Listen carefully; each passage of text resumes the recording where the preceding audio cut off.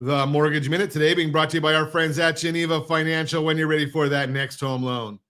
Geneva's got the programs and the products. You just need to make the call, 800-306-1990, 800-306-1990. And every day at this time, OBMMI, they provide the most comprehensive, accurate, timely, and interactive analysis of pricing ever conducted in the mortgage industry, calculated from actual locked rates across 35% of all mortgage transactions nationwide.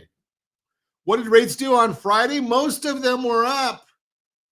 We're kind of happy about the one that's down. Hey, if you don't have a mortgage calculator, if you want to know, when I tell you these numbers, they don't tell us the points paid, points received, or the APR. All they tell us is the number you need to put into your mortgage calculator. And yes, you get that free. rsrlinks.com/mobile app. rsrlinks.com/mobile app. Rates Friday, conventional 30-year fix, 6.781. Jumbo 30-year fix, 7.076. FHA 30-year fix, 6.493. All of those were up. The VA loan, that's the best loan on the market for our veterans. Most of the time, no down payment required. Why are you leasing? 6.357, that was down. USDA 30-year fix, 6.583. No down payment generally, and that's only in the rural areas. That one was up. Every day at this time, again, if you want to know what's going on, our thoughts on the market, rsrlinks.com/ I never get it right. RSR, where is that, Josh? rsrlinks.com/ rate market minute. Okay, got a little delay in there, so it's all on me. Okay, what's the market's doing right now? The Dow is up 146 points as we speak. We're looking for the 10-year Treasury. That one has been volatile just because of looking at what's going on in all these different markets right now. But the 10-year Treasury is up 6 basis points, 4.446.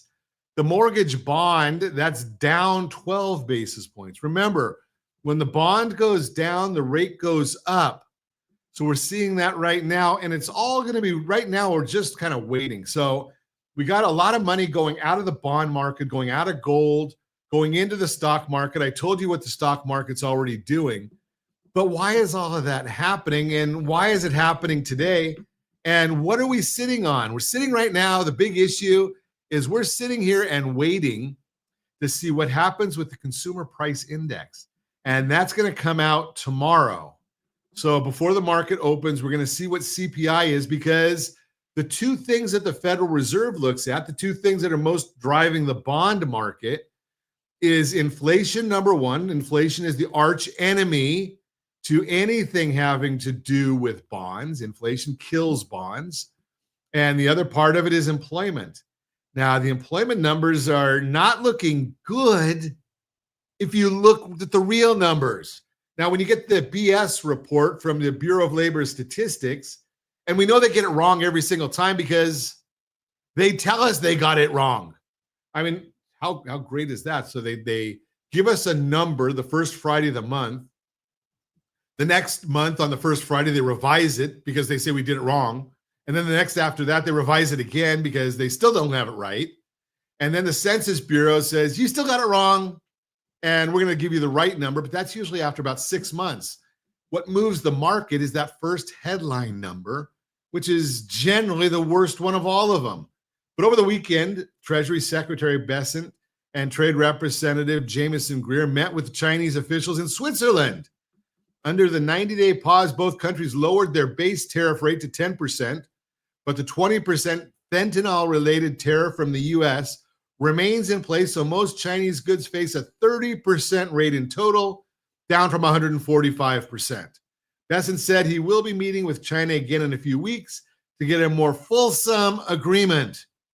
Last Friday, not a single cargo ship departed China, the first time since the COVID shutdowns. Hopefully, with the reduction in tariffs to 30% and the fact that goods are needed and people may be willing to pony up, we'll start to see shipments and trade once again. CPI.